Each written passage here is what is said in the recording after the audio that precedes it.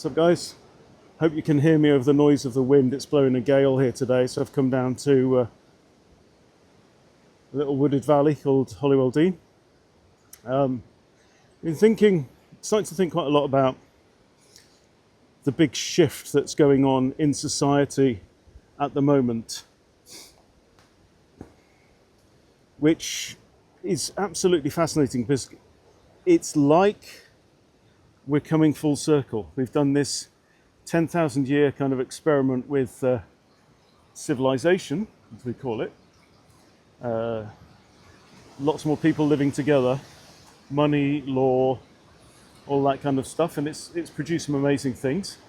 We wrote a lot about this in the two books, The Red Pill Revolution and then The Red Pill Food Revolution, which really tracks all of this. You can buy both of those online.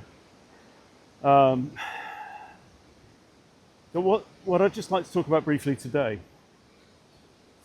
is what I think is really the signature of the way that we used to live and the way that we're coming back to, right? We were there, we lost it or we gave it away, and now we're rediscovering it or reclaiming it. And really, if you want to just have one way to think about what that is that for the vast majority of the time that humans have been on this planet, so literally, pre-humans, maybe 2 to 4 million years according to science, and our species maybe 250,000 to 300,000 years on Earth, the vast majority of that time, we did things for ourselves. If you think about it, there were no supply chains and systems, right? There was no real government. So your food, you hunted and foraged. And you will have prepared some to see you through the winter. Your medicines. Human beings populated every landmass apart from Antarctica during the last ice age. And wherever we went, we thrived. And what that must mean is just think about it. Mother Nature must have provided all the medicines that we needed in any ecosystem in the world, right? From the Arctic, you've got people living like the Inuit now, or the Samis, Finns, reindeer herders. We have people living in the Arctic Circle, people live in the Arctic Circle now, all the way to the deserts in Australia and everywhere. We had all the medicines that we needed. All we needed to do was to look for it, to know where to look and know how to use it from what nature provided. All the tools, the clothing that we needed, we sourced that for ourselves. We used hides, we used flint, we used all this good stuff that was available. And then you move on to, well, let's also talk about money and trading as well, because money obviously wasn't invented until civilization, and there we're talking in the last 12,000 years, when it even just started, really.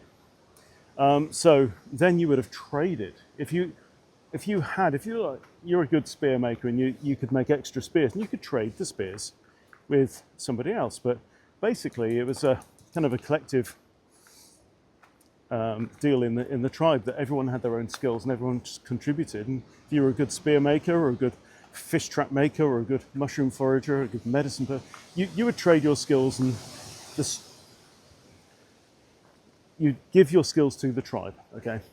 And maybe trading would have happened, between people wandering around. Oh, I like your spears, I like your bows and arrows or whatever. And you trade equal terms. And the point is that all the wealth was retained among the people. Now, that began to change with the advent of civilization, which came from agriculture.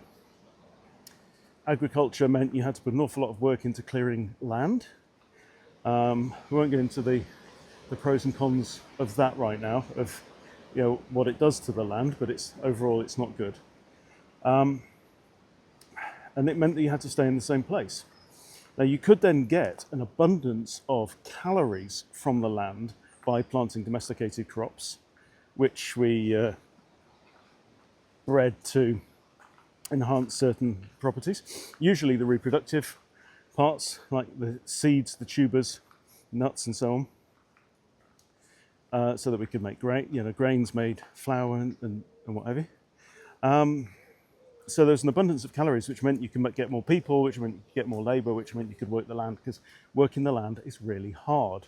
It's a lot more labour intensive than hunting and foraging, but it does produce this abundance. So then you get civilization, and just like fast forward to today, what do we do for ourselves? Do we make our own clothes? Do we make our own food? Do we find our own food? Do we make our own medicines? Right? And what happens to our money? We've stopped being able to do things for ourselves. And that's why I've always been fascinated with the ancestral and tribal stuff. It's why I play the didgeridoo. It's why I like survival and bushcraft and foraging and stuff like that. It really gives you a huge sense of satisfaction to sit around a campfire at night with food that you've cooked over the fire, maybe you've sourced something yourself. Hugely appealing, and the reason is because that's in our DNA, because that's how we lived for all that time. But what we have today is most of the food isn't even really food. As the saying goes, human beings are the only animal intelligent enough to make its own food and dumb enough to eat it. Our food is making us very sick. It is really the cause of chronic disease. And that's because we are told what to eat by national dietary guidelines, which are actually put together by corporations, not in our best interests at all.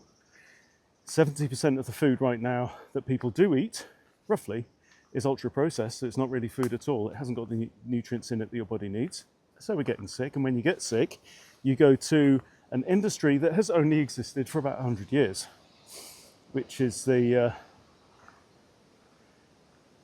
industrial pharmaceutical complex, which produces products, right?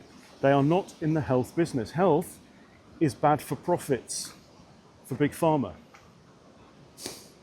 right? And then what happens to our money? Let's just talk about money.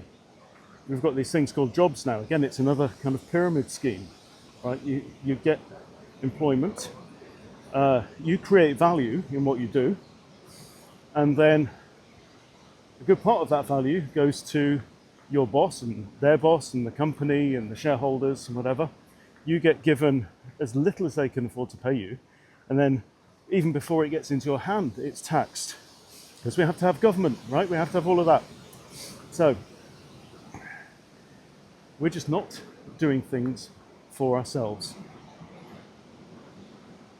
And now I think the tide is starting to turn. So that's what I'm going to be thinking about and talking about in a lot of videos to come. So watch this space, put your thoughts in the comments. See you later.